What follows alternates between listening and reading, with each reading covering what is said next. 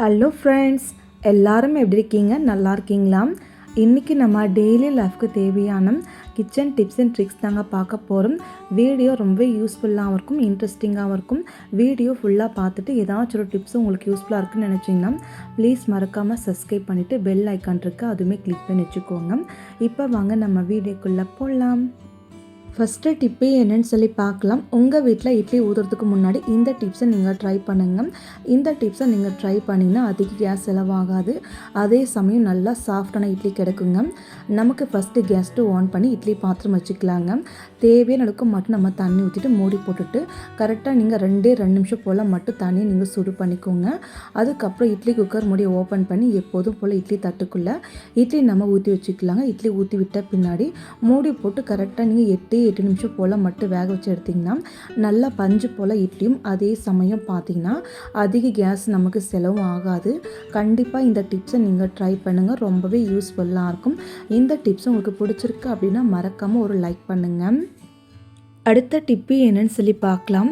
உங்கள் வீட்டில் கீரை சாம்பார் செய்ய போகிறீங்களா? அப்போது கண்டிப்பாக இந்த டிப்ஸையும் ஒரு டைம் நீங்கள் ட்ரை பண்ணுங்கள். நான் எப்போதும் போல் கீரை சாம்பார் சேர்த்து குக்கர் எடுத்திருக்கேன். குக்கர் உள்ளுக்குள்ளே எப்போதும் போல் பருப்பு, வெங்காயம், தக்காளி, கீரை, பூண்டு, காஞ்ச மிளகா, பச்சை மிளகா எல்லாமே நான் சேர்த்துக்கிட்டேங்க. இது கூடவே இன்னும் ஒரு பொருள் நீங்கள் சேர்க்கணும். அது என்னன்னு சொல்லி பார்த்தீங்கன்னா பாசிப்பருப்புங்க. பாசிப்பருப்பு பார்த்தீங்கன்னா ஒரு 3 டீஸ்பூனுக்கு மட்டும் நீங்கள் பாசிப்பருப்பு எடுத்து நல்லா வாஷ் பண்ணிவிட்டு பாசிப்பருப்பு இது கூட நீங்கள் சேர்த்துக்கோங்க. கொஞ்சமாக மஞ்சள் தூள், கொஞ்சமாக கல்லுப்பு நீங்கள் சேர்த்துட்டு எப்போதும் போல் மூடி போட்டுட்டு அதுக்கப்புறம் நீங்கள் எப்போதும் போல் எத்தனை விசில் வச்சு எடுப்பீங்களோ அத்தனை விசில் வச்சு எடுத்துக்கோங்க. நான் இன்றைக்கி பார்த்தீங்கன்னா 5 விசில் மட்டும் வச்சு எடுத்துக்கிட்டேன். கரெக்டாக 5 விசில்லையே பருப்பு, கீரை எல்லாம் நல்லா வெந்துடுச்சுங்க. அதுக்கப்புறம் மற்ற போட்டு லைட்டாக கடைஞ்சிட்டு எப்போதும் போல் தாளித்து எடுத்திங்கன்னா ரொம்ப சூப்பரான கீரை சாம்பார் ரெடி ஆயிரும். இந்த மாதிரி நீங்கள் செய்யும்போது கீரை குழம்பு ரொம்ப டேஸ்ட்டாக இருக்கும். அதே சமயம் குக்கரில் நீங்கள் செய்யும்போது அதிகமாக கேஸுமே செலவாகாது. கண்டிப்பாக இந்த டிப்ஸை நீங்கள் ட்ரை பண்ணுங்கள். இந்த டிப்ஸ் உங்களுக்கு பிடிச்சிருக்கு அப்படின்னா ஒரு லைக் பண்ணிக்கோங்க. அடுத்த டிப்ஸு என்னன்னு சொல்லி பார்க்கலாம். நம்ம வீட்டில் இட்லிக்கு தோசைக்கெல்லாம் மாவு கொஞ்சம் அதிகமாக நம்ம அரைச்சி நம்ம ஸ்டோர் பண்ணாலே போதுங்க. ஒரு 2 நாள் 3 நாள் மட்டுமே நல்லா இருக்குங்க. நாளாக மாவு உள்ளுக்குள்ளே ஒரு மாதிரி புளிச்சு தன்மை வந்தாலே நம்மளால் இட்லிக்கு தோசைக்கு மாவு சுட்டு சாப்பிடவும் முடியாது, ரொம்ப புளிச்சு போயிடுங்க. அந்த மாதிரி மாவு புளிக்காமல் இருக்க இந்த டிப்ஸை நீங்கள் ட்ரை பண்ணுங்கள். அந்த மாவு உள்ளுக்குள்ளே பார்த்தீங்கன்னா சின்ன சின்ன துண்டு தேங்காய் எடுத்துக்கோங்க. இந்த தேங்காயை நீங்கள் மாவு உள்ளுக்குள்ளே இது போல் நீங்கள் வச்சுட்டுட்டு எப்போதும் போல் மூடி போட்டு க்ளோஸ் பண்ணி நீங்கள் ஃப்ரிட்ஜுக்குள்ளே வச்சு நீங்கள் ஸ்டோர் பண்ணிங்கன்னா 1 வீக் வரைக்கும் நல்லா ஃப்ரெஷ்ஷாக இருக்கும், சீக்கிரமாக புளிச்சியும் போகாது. கண்டிப்பாக இந்த டிப்ஸை நீங்கள் ட்ரை பண்ணி பாருங்கள். இந்த டிப்ஸ் உங்களுக்கு பிடிச்சிருக்கு அப்படின்னா மறக்காமல் ஒரு லைக் போடுங்க. அடுத்த டிப்ஸு என்னன்னு சொல்லி பார்க்கலாம். நான் இன்றைக்கி பார்த்தீங்கன்னா கேஸ் பர்னர் எடுத்துருக்கேங்க.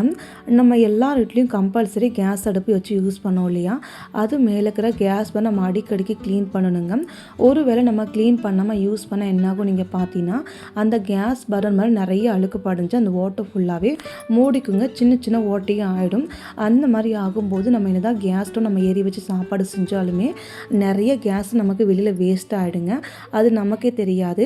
அந்த மாதிரி கேஸ் வேஸ்ட் ஆகாமல் இருக்க இந்த டிப்ஸை நீங்கள் ட்ரை பண்ணுங்கள். கேஸ் பர்னர் நம்ம சைடில் வச்சுக்கலாம். அதுக்கப்புறம் நம்ம ஒரு பாத்திரம் எடுத்து வச்சுக்கலாங்க. பாத்திரம் உள்ளுக்குள்ளே தண்ணி நம்ம சேர்த்துக்கலாங்க. 1 டீஸ்பூன் போல் இட்லிக்கு போடக்கூடிய சோடா, 1/2 ஸ்பூன் போல் சால்ட்டு, இது கூடவே வினிகர் ஒரு 3 மூடி போல் சேர்த்துக்கோங்க. அதுக்கப்புறம் துணி பவுடர் எந்த பவுடர் இருந்தாலும் 1 ஸ்பூனுக்கு மட்டும் நீங்கள் சேர்த்துட்டு கை வச்சு நல்லா கலக்கி விட்டுக்கோங்க. உங்கள் வீட்டில் ஒரு வேளை வினிகர் இல்லைன்னா அதுக்கு பதிலாக நீங்கள் லெமன் ஜூஸுமே எடுத்துக்கலாங்க. அதுக்கப்புறம் ஒரு டைம் நல்லா நம்ம கலக்கி விட்டதுக்கப்புறம் கேஸ் பர்னர் ஃபுல்லாகவே இந்த தண்ணி உள்ளுக்குள்ளே இது போல் நம்ம வச்சு விட்டுக்கலாங்க. இந்த மாதிரி வச்சு விட்டதுக்கப்புறம் நீங்கள் ஒரு 1/2 மணி நேரம் போல் நீங்கள் ஊற விட்டுக்கோங்க. ஒரு 1/2 மணி நேரம் கழித்து நம்ம பார்க்கலாம். இப்போ பாருங்கள், ஒரு 1/2 மணி நேரம் போல் ஆகிடுச்சுங்க. இப்போ நம்ம பர்னர் எடுத்து வச்சுருக்கோம். இந்த பர்னர் ஃபுல்லாகவே நீங்கள் ஒரு பிளேட்டுக்கு நம்ம மாற்றி வச்சுக்கலாங்க. இந்த தண்ணி நீங்கள் கீழே ஊற்றாமல் சிங்கில் ஊற்றி விட்டுருங்க. சிங்க் அடைப்பு போயிடும், புழு பூச்சி எல்லாம் போயிடும், பேட் ஸ்மெல் எல்லாமே போயிடும். அதுக்கப்புறம் பர்னர் ஃபுல்லாகவே நீங்கள் பிளேட்டுக்குள்ளே மாற்றி வச்சதுக்கப்புறம் பர்னர் க்ளீன் பண்ணுறதுக்கு நீங்கள் சோப் யூஸ் பண்ணி க்ளீன் பண்ணிக்கலாம். அப்படி இல்லைனா நீங்கள் ஷாம்பு, விம் லிக்விடு ஏதாச்சும் கொஞ்சமாக ஊற்றி நீங்கள் க்ளீன் பண்ணிக்கலாம். நான் இன்றைக்கி விம் ஜெல் கொஞ்சமாக சேர்த்துக்கிட்டேன். எப்போதும் எப்போதும் போல் சாஃப்டான நார் வச்சு நல்லா நம்ம தேய்ச்சி விட்டுக்கலாம். ஸ்க்ரப்பெல்லாம் யூஸ் பண்ணி நீங்கள் தேய்க்கணும்னு அவசியம் கிடையாதுங்க. இது மாதிரி சாஃப்டான நார் வச்சு அந்த ஓட்டு மேலே நல்லா நம்ம தேய்ச்சி விட்டுக்கலாங்க. பர்னர் மேலே இது போல் மேலே ஃபுல்லாக நீங்கள் தேய்ச்சிட்டதுக்கப்புறம் அதே மாதிரி பர்னர் உள் பக்கமும் நல்லா நம்ம தேய்ச்சி விட்டுக்கலாம். இதே மாதிரி எல்லா பர்னர் ஃபுல்லாகவே நம்ம தேய்ச்சி விட்டுக்கலாம்.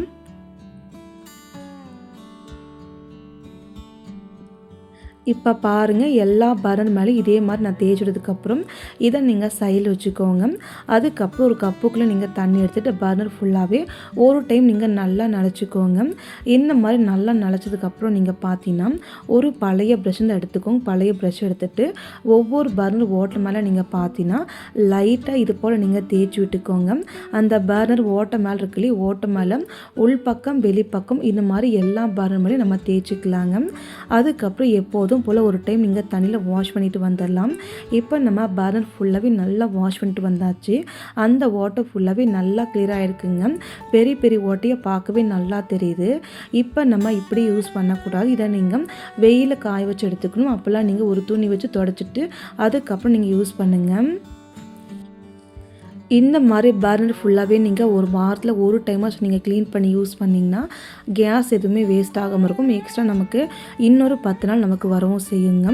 கண்டிப்பாக இந்த டிப்ஸை நீங்கள் ட்ரை பண்ணுங்கள். பிடிச்சிருந்தா ஒரு லைக் பண்ணுங்கள். அடுத்த டிப்ஸு என்னன்னு சொல்லி பார்க்கலாம். நம்ம வீட்டு அடுப்பு மேலே பார்த்து நம்ம அடிக்கடி டீ வைக்கிறது, காஃபி வைக்கிறது, அதுக்கப்புறம் ஏதாச்சும் நம்ம சாப்பாடு செய்யும்போது அடிக்கடிக்கு நம்ம பொங்கிடும்போது என்னாகும் நீங்கள் பார்த்தீங்கன்னா அது பொங்கி பொங்கி கேஸ் பர்னர் மேலே பட்டு அது உள்ளுக்குள்ளே இந்த மாதிரி அங்கங்கே படிஞ்சிருங்க. அந்த மாதிரி படியும் போது அழுக்க ஒரு மாதிரி கட்டிக்குங்க. இந்த மாதிரி ஆகும்போது நிறைய கேஸ் நமக்கு வேஸ்ட்டாக போயிடும். அந்த மாதிரி கேஸ் வேஸ்ட்டாக போகாமல் இருக்க ஒரு கிளாத் எடுத்துக்கலாம். கிளாத் எடுத்துகிட்டு இந்த பர்னர் உள்ளுக்குள்ளே இந்த மாதிரி நீங்கள் எல்லா பக்கமும் நல்லா நீங்கள் தேய்ச்சி விட்டுருங்க. இந்த மாதிரி தேய்க்கும்போது நிறைய டஸ்ட் அழுக்கு எல்லாமே வந்துடும். இந்த மாதிரி ஒரு டைம் நீங்கள் கிளாத் வச்சு தொடச்சி முடிச்ச பின்னாடி ஒரு டைம் 2 டைம் நல்லா நீங்கள் ஊதிட்டு அதுக்கப்புறம் நீங்கள் யூஸ் பண்ணிங்கன்னா கேஸ் நமக்கு வேஸ்ட்டாக போகுது. நல்லா நமக்கு அடுப்புமே எரிய செய்யும். கண்டிப்பாக ட்ரை பண்ணுங்கள். அடுத்த டிப்பே என்னன்னு சொல்லி பார்க்கலாம். நம்ம வீட்டு கேஸ் அடுப்பு பார்த்தீங்கன்னா நல்லாவே எரிஞ்சிட்ருக்குங்க. திடீர்னு பார்த்தீங்கன்னா நெருப்பு கொஞ்சம் கம்மியாக இருக்கும். நம்ம என்ன தான் ஐஸ் வீட்டில் வச்சு எரிய வச்சாலுமே நெருப்பு கொஞ்சம் கம்மியாக இருக்குங்க. அந்த மாதிரி கம்மியாக இருந்துச்சுன்னா நம்ம வீட்டில் நிறைய கேஸ் வேஸ்ட் ஆகுதுன்னு அர்த்தங்க. அந்த மாதிரி கேஸ் வேஸ்ட் ஆகாமல் இருக்க ஃபஸ்ட்டு நீங்கள் சிலிண்டர் கிட்ட கேஸ் ஸ்டவ் ஆஃப் பண்ணி வச்சுருங்க. 2 பக்கமும் ஆஃப் பண்ணிவிட்டு ஸ்டவ்வை இது போல் நீங்கள் திருப்பி வச்சுக்கோங்க. நான் கை வச்சு காமிக்கலையா, அந்த இடங்களில் சின்னதாக ஒரு ஹோல்ஸ் மாதிரி இருக்குங்க. அந்த ஹோல்ஸ் உள்ளுக்குள்ள ஒரு பின்னுக்கு இன்சர்ட் பண்ணி லைட்டாக நீங்கள் ஆட்டி விட்டுருங்க. இந்த மாதிரி லைட்டாக நீங்கள் ஆட்டி விட்ட பின்னாடி எல்லா அடுப்புக்கிட்டையும் இதே மாதிரி நீங்கள் பண்ணிவிட்டு லைட்டாக ஆட்டி விட்டுருங்க. இந்த மாதிரி நீங்கள் பண்ணி விட்டதுக்கப்புறம் எப்போதும் போல் கேஸ் அடுப்பை நம்ம கீழே வச்சுக்கலாங்க. கேஸ் அடுப்பை நீங்கள் கீழே வச்சதுக்கப்புறம் எப்போதும் போல் நீங்கள் பார்த்தீங்கன்னா பர்னர், அதுக்கப்புறம் நீங்கள் ஸ்டாண்டு எல்லாமே நீங்கள் கேஸ் மேலே நீங்கள் போட்டு விட்டுருங்க. இந்த மாதிரி நீங்கள் போட்டு விட்டதுக்கப்புறம் எப்போதும் போல் நீங்கள் கேஸ் ஸ்டவ் நீங்கள் ஆன் பண்ணி நீங்கள் பார்த்தீங்கன்னா கேஸ் அடுப்பு நல்லா எரியுங்க. முன்ன மாதிரி கம்மியாக எரியாமல் ரொம்ப ஹை ஸ்பீடில் எரியும். இந்த மாதிரி எரியும் போது உங்களுக்கு நிறைய கேஸ் வேஸ்ட் ஆகாமல் இருக்கும். அது மட்டும் இல்லாமல் நிறைய பேர் பார்த்தீங்கன்னா கேஸ் ஸ்டவ் எரியலாம் கடையில் கொண்டு போய் கொடுப்பீங்க. அந்த மாதிரி நீங்கள் பண்ண வேண்டாம். கண்டிப்பாக இந்த டிப் உங்களுக்கு ரொம்ப யூஸ் ஆகும். கண்டிப்பாக ட்ரை பண்ணி பாருங்கள். அடுத்த டிப்ஸே என்னன்னு சொல்லி பார்க்கலாம். நம்ம நிறைய பேர் பார்த்தீங்கன்னா கேஸ் ஸ்டவ் ஆன் பண்ணிவிட்டு ஈரமான பார்த்து கேஸ் மேலே வச்சுருவாங்க. கேஸ் ஸ்டவ் ஆன் பண்ணிடுவாங்க. அந்த மாதிரி நம்ம பண்ணும்போது கிட்டத்தட்ட கேஸ் பாத்திரம் வெளிப்பக்கமும் உள் பக்கமும் காயறதுக்கு ஒரு 3 நிமிஷம் அது ஆகுங்க. அந்த 3 நிமிஷம் நமக்கு நிறைய கேஸ் வேஸ்ட் ஆகுங்க. அந்த மாதிரி கேஸ் வேஸ்ட் ஆகாமல் இருக்க இந்த டிப்ஸை நீங்கள் ட்ரை பண்ணுங்கள். ஒரு கிளாத் எடுத்துக்கலாங்க. கிளாத் எடுத்துகிட்டு ஈரமான பாத்திரம் உள்ளுக்குள் நல்லா நம்ம தொடச்சி விட்டுருலாங்க. அதே மாதிரி வெளி பக்கமும் நல்லா நம்ம தொடச்சி விட்டுடலாங்க. இந்த மாதிரி எந்த பாத்திரம் நீங்கள் எடுத்தாலுமே சரிங்க, நல்லா ஒரு டைம் நீங்கள் தொடச்சி விட்டுது அதுக்கப்புறம் நீங்கள் எப்போதும் போல் யூஸ் பண்ணிக்கலாம். இந்த மாதிரி நீங்கள் பண்ணும்போதும் கேஸ் நமக்கு வேஸ்ட் ஆகாமல் இருக்கும். கண்டிப்பாக ட்ரை பண்ணுங்கள். அடுத்த டிப்ஸே என்னன்னு சொல்லி பார்க்கலாம். நம்ம நிறைய பேரில் பார்த்தீங்கன்னா பொருள் செய்யும்போது இருக்கட்டும் இல்லை குழம்பு செய்யும்போது இருக்கட்டுங்க, ஃபஸ்ட் நம்ம குக்கரோ இல்லை பாத்திரம் ஏதாச்சும் ஒன்று கேஸ் அடுப்பில் வச்சுருவோங்க. கேஸ் அடுப்பு ஆன் பண்ணி எண்ணெய், கடுகு, வெங்காயம் எல்லாம் போட்டுருவோங்க. நம்ம முன்னாடியே காய்கறி வெட்டி வச்சுருக்கோம். ஒருவேளை வெட்டாமல் வச்சுருந்தோம்னா வெங்காயத்தை நம்ம வதக்கிட்டு இருப்போம். வெங்காயம் வதங்கினாலுமே கேஸ் அடுப்பு சிம்மில் வச்சுட்டு அதுக்கப்புறம் மற்ற பொருள் நம்ம காய்கறியில் வெட்ட ஆரம்பிச்சிருவோங்க. அந்த மாதிரி வெட்டி முடிவு வரைக்குமே பார்த்தீங்கன்னா வெங்காயம் வதங்கிட்டே இருக்கும். அந்த மாதிரி பண்ணும்போது நமக்கு நிறைய கேஸ் வேஸ்ட் ஆகுங்க. அந்த மாதிரி வேஸ்ட் ஆகாமல் இருக்க முன்னாடி எல்லா பொருள் ரெடி பண்ணி வச்சுட்டு அதுக்கப்புறம் நீங்கள் எப்போதும் போல் நீங்கள் சமையல் செய்யணும், நமக்கு கேஸுமே வேஸ்ட் ஆகாமல் இருக்கும். கண்டிப்பாக இந்த டிப் உங்களுக்கு ரொம்ப யூஸ்ஃபுல்லாக இருக்கும். மறக்காமல் இதையும் ஒரு டைம் நீங்கள் ட்ரை பண்ணுங்கள்.